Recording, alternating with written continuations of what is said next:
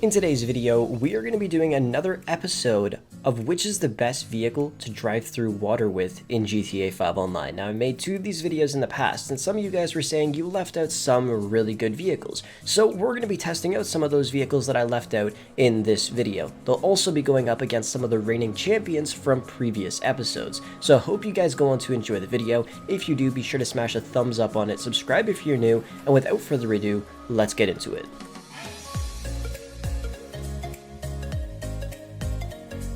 For the very first round, the vehicles are going to drive through this river to this side and then turn around and drive right back. For the second event, they are going to drive across this river multiple times and make their way to the finish point. Now, this challenge right here is more of an endurance challenge to see how well the vehicles can actually perform constantly driving through water.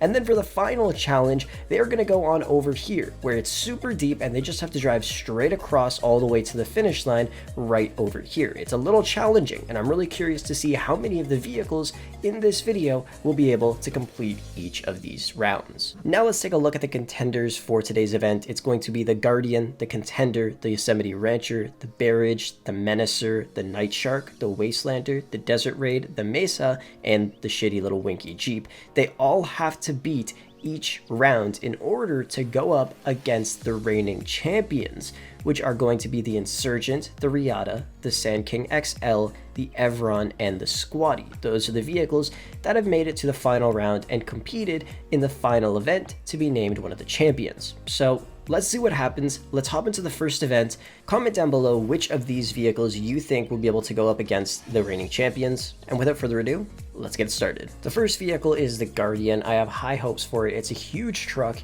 It has a really tall ride height, which is really great. So honestly, it should do pretty damn well in this event. You can see right when it drives through the water, it doesn't really have too many issues at all.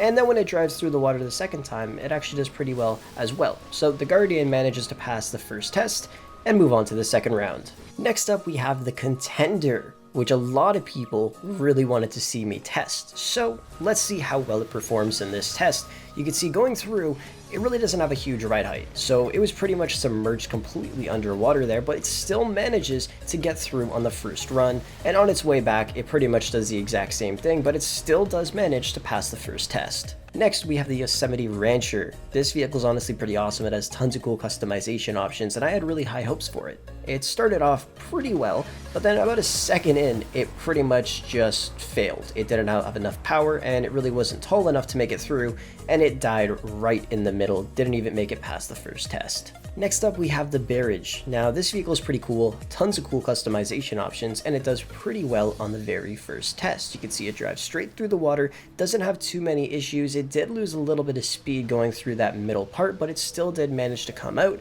on the other side. Same exact thing happens going the opposite way, and it manages to pass the first test. Next up, we have the Menacer. This is a really cool militarized vehicle with barely any cosmetic upgrades, but it looks pretty awesome. It does amazing on this first test. It pretty much just flies straight through with no issues whatsoever, which is honestly really good. So it does manage to pass the very first test, which is awesome.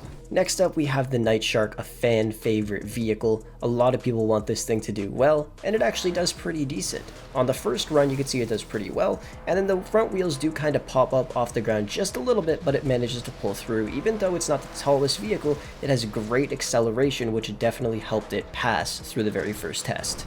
Next up, we have the Wastelander. This thing is huge, and it's also extremely light, and it just demolishes the very first test. It does incredibly well. It flies straight through without any issues whatsoever, which is honestly not too surprising. Like, look how tall the vehicle is. It has a great acceleration, great everything, except the handling. It's not the best, but it manages to pass right through this test with no issues whatsoever. Next up, we have the Desert Raid, one of the best off-roading vehicles in GTA 5 Online. So let's see how it performs driving through water. You guys can see right off the bat, it does pretty good. It has a great acceleration, but once it reaches the middle of this swamp, it loses a ton of speed. And when it turns around and drives back, it does the exact same thing. So that's a little bit of an issue. I'm not sure how long this thing will last for, but it still did manage to pass the first test. Next up, we have the Mesa, the off-roading Jeep in GTA 5. It does pretty well, and you would hope it would do pretty well since it is an off-roading Jeep. It should be able to drive through water pretty well, and for an old vehicle, it does pretty damn good. On the first attempt, doesn't really have too many issues,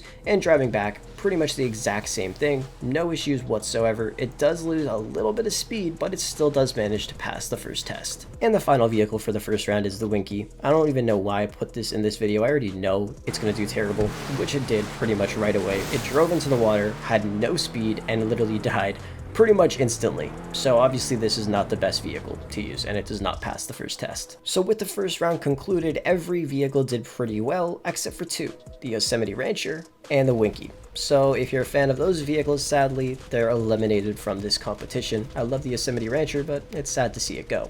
Anyways, let's move on to the second round, which is the Endurance Challenge. So like I said at the beginning of the video, this is the Endurance Challenge. This is just to see how well the vehicles can actually continuously drive through water. So they drive through right here, they turn around, and then just continue to drive through water until they get to the last checkpoint. Now this is the Guardian. It did pretty well, but sadly a lot of vehicles were eliminated during this round, which is pretty sad. Let's take a look at some of the vehicles that didn't make it through to the third round. The first vehicle that didn't make it through to the third round is going to be the Contender. It was actually doing pretty decent at the start here, and then it turned around and it started driving to the second checkpoint, and it literally just died, which kind of sucks. The next vehicle that didn't make it past the second round is the Barrage. It was actually doing quite well on the very first and second run through the swamp. You could see it's actually holding up pretty decent, didn't really have too many issues. It was keeping up a decent speed, always over 26 miles per hour, but then when it was going to the third and final checkpoint, it just couldn't take it, and it died just before it got there. The next vehicle that didn't make it through was the Night Shark. It actually did pretty well on the very first attempt. It was keeping up a great speed of over 35 miles per hour, but on the second attempt, it just got a little bit too deep for it, and it just ended up dying. The next vehicle that didn't make it through to the third round is going to be the Desert Raid. It was actually doing pretty well. It was staying above 25 miles per hour going through the first run, and did pretty well as well on the second run. But sadly, it came to the same unfortunate demise, just like the Barrage did. As soon as it finished its second run, it started heading for the finish line, but it just couldn't take it, and it just died right before it got there. The next vehicle that didn't make it through to the third round is the Mesa. It actually did really well. It went through the very first run perfectly. It went through the second run perfectly as well. At the end, it was having a little bit of issues there, but it came to the same demise as the Barrage and also the Desert Raid. Sadly, it really just kills a lot of the contenders, and it just did not end up making it through, and it died just before it got to the end. And that leaves us with three vehicles: the Menacer, the Guardian, and the Wastelander. All of the other vehicles have been eliminated from the event, and the remaining three will go on to the third round to see if they can compete with the reigning champions. Comment down below which of these three vehicles you think will be able to pass the third round, if any or all of them. So let's get into it and see what happens. Well, I'll save you guys some time here. Each of the vehicles did perfect. They all flew right through the third round, and they're all going to be going on to the final round, going up against the reigning champions in just a minute. We're also going to be doing an extra round, but I'll talk more about that at the end. So like I said, they all passed the third round. So now they're going to be competing with the Insurgent, the Riata, the Sand King, the Evron, and the Squatty, which are the current champions that made it to this round before. So let's see what happens. Comment down below which vehicle you think will be crowned the new champion to cross through water in GTA 5 Online. Before we actually do the test, let me show you really quickly the route that we'll be taking. The vehicles will start right here where the Insurgent is, make their way right across this swamp over here to where the Wastelander is sitting. It's really not the hardest challenge, but the water gets deep at certain points and will be challenging for some of the vehicles. So let's see what happens. I hope you enjoy it, and let's see which vehicle becomes the next champion. By the way, be sure to check out DigiZani. They'll hook you up with tons of discounted games, gaming accessories, discounted gift cards, and in-game currency for dozens of your favorite games. Don't forget to use code Frolics at checkout for a 10% discount.